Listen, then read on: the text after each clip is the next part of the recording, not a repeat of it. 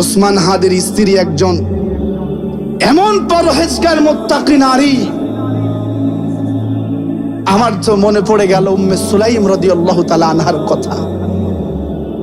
এই উম্মে সুলাইম রাদিয়াল্লাহু তাআলা আনহা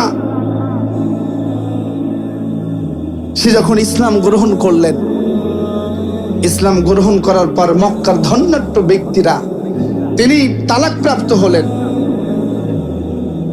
ইসলাম কবুল করলেন।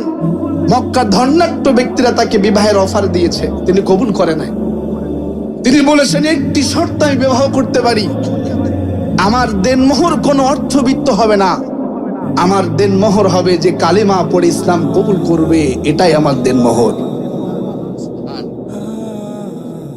উসমান হাদি ভাইয়ের স্ত্রীকে দেখে উম্মে সুলাইমের কথা মনে পড়ে গেল। উসমান হাদি এমনে এমন বীর বিপ্লবে বক্তব্য দেয় নাই, কারণ তার স্ত্রী ছিলেন পাক্কা ইমানদার উম্মে সুলাইমের মতো। তার স্ত্রী হচ্ছেন নুসাইবা রাদিয়াল্লাহু তাআলা আনহার মতো।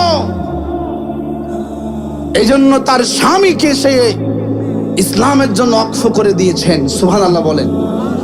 আজকে আমার স্ত্রী বলছে, উসমান হাদির স্ত্রী এ কেমন স্ত্রী? এই জুলাই আন্দোলনে যখন আমি মিছিলে যেতাম, একটু পলিয়ে যেতে হতো, মা মানা করতো, বাবা মানা নিষেধ করতো। স্ত্রী বলতো, খবরদার তুমি যাবে না।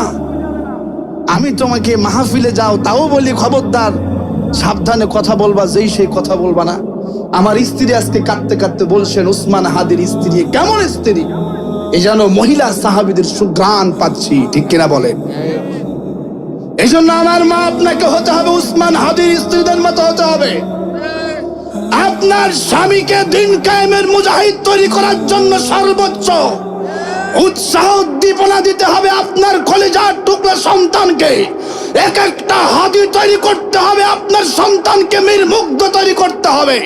আমার মা, আপনার সন্তানকে তৈরি করতে হবে মুআজের মতো, আপনার সন্তানকে তৈরি করতে হবে শহীদ আবু সাঈদের মতো।